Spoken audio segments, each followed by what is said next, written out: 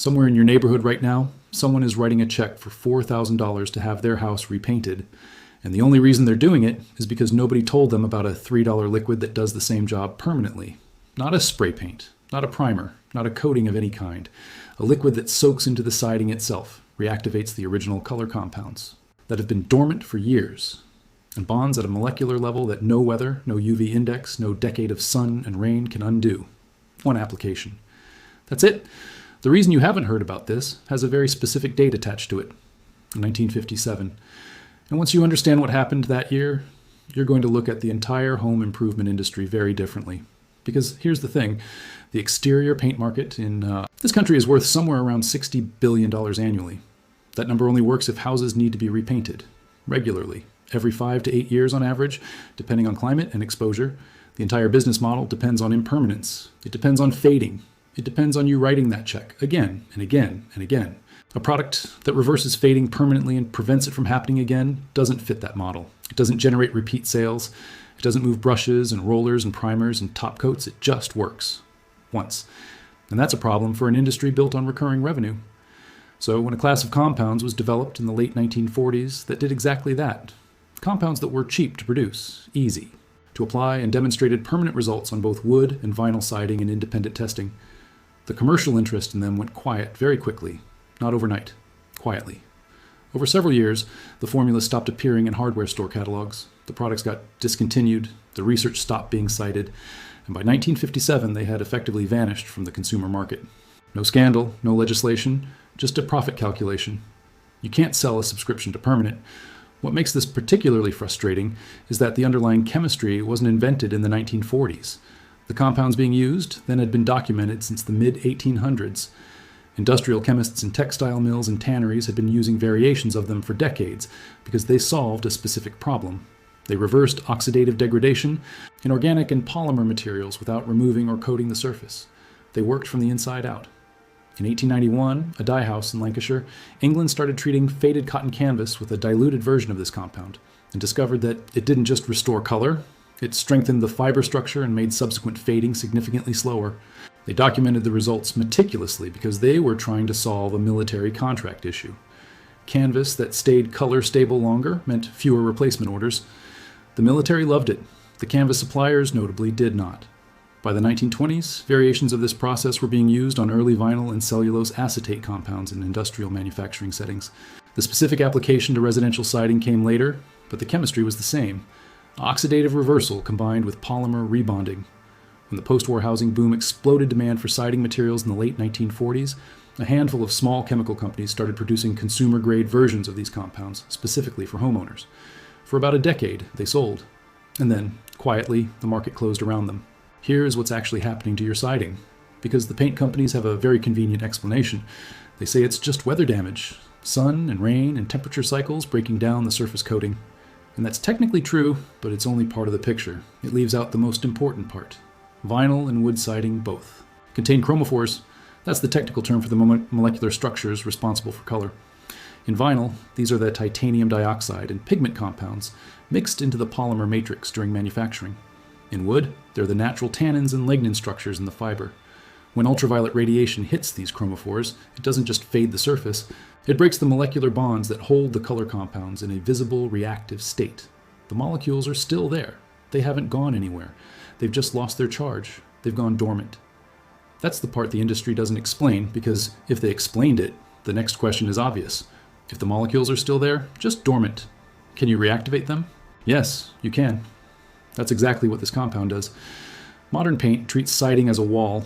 You put paint on the outside, it seals the surface, protects it from further UV exposure, which works for a while until the paint itself degrades and you're back where you started, except now you've got layers of old paint causing adhesion problems for the next coat.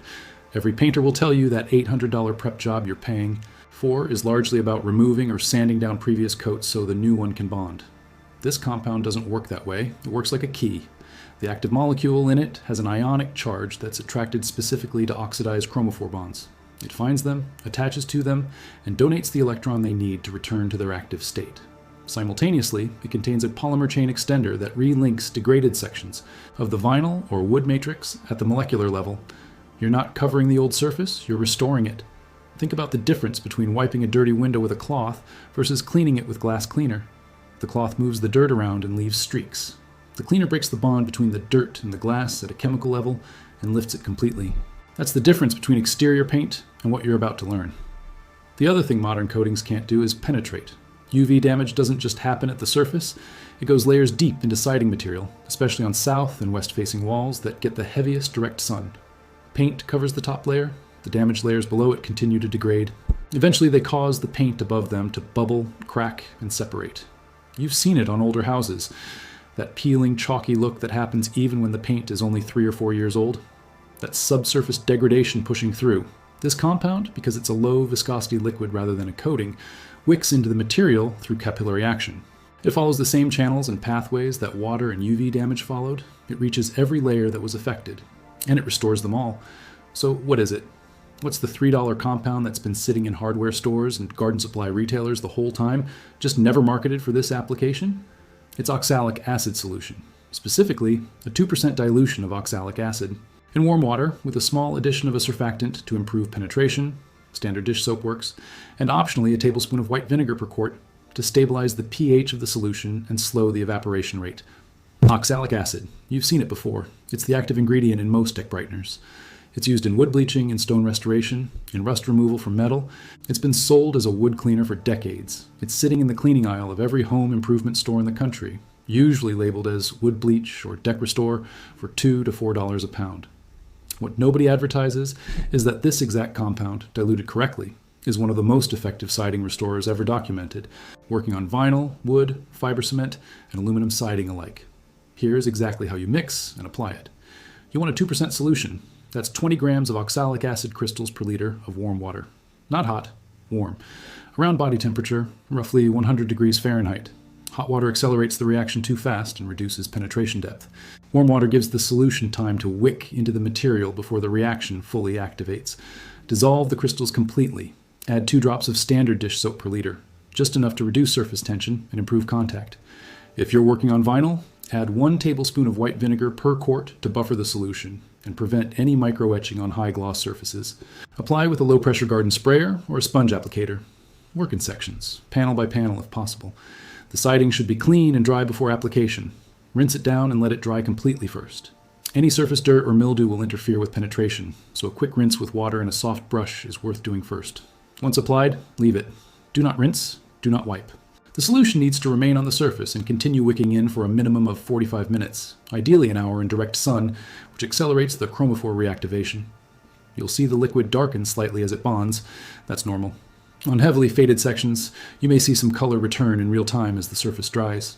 After an hour, a light rinse with water is fine to remove any surface residue, but it's not strictly necessary. The active bonding happens within the material, not at the surface. Repeat on badly faded sections after 48 hours. 1 application handles light to moderate fading completely. 2 applications handle severe fading on sections that have been exposed for 10 or more years without any treatment. Cost breakdown. 1 pound of oxalic acid crystals runs about $3 and will treat roughly 500 square feet of siding in a 2% solution.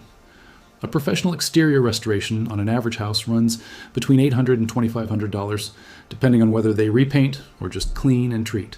For materials, you're spending less than $15 on a full house. Standard precautions, gloves and eye protection while mixing, which applies to any cleaning product. Work in ventilated conditions, which outdoors naturally provides. Oxalic acid is a mild irritant at this concentration, the same category as vinegar or citric acid.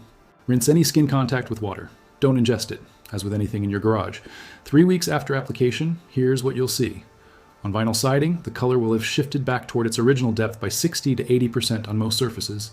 Chalky, faded sections will have a clarity and richness to them that you likely haven't seen since the siding was installed. The texture will feel smoother. That slightly rough, degraded surface that heavily oxidized vinyl develops will be gone because the polymer matrix has been relinked. On wood siding, the grain will be more visible.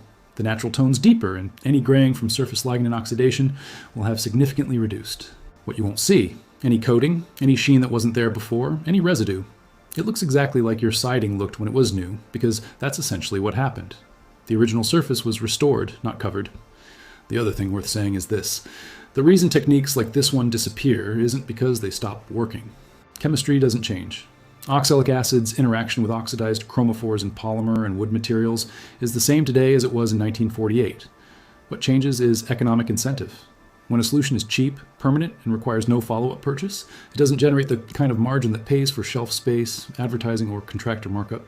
It gets replaced by something that costs more and works less well, not because anyone made a villainous decision, because that's how market incentives function. Permanent solutions are one-time sales. This is just one example. There are dozens of them in old industrial manuals, military documentation, and pre-commercial era building guides, compounds, and methods that worked exceptionally well. And got commercially sidelined not because they failed, but because they succeeded too completely. If knowing that kind of thing matters to you, there's a lot more of it to uncover. Subscribe so you catch the next one. And if someone you know just got a quote for exterior painting, share this with them first.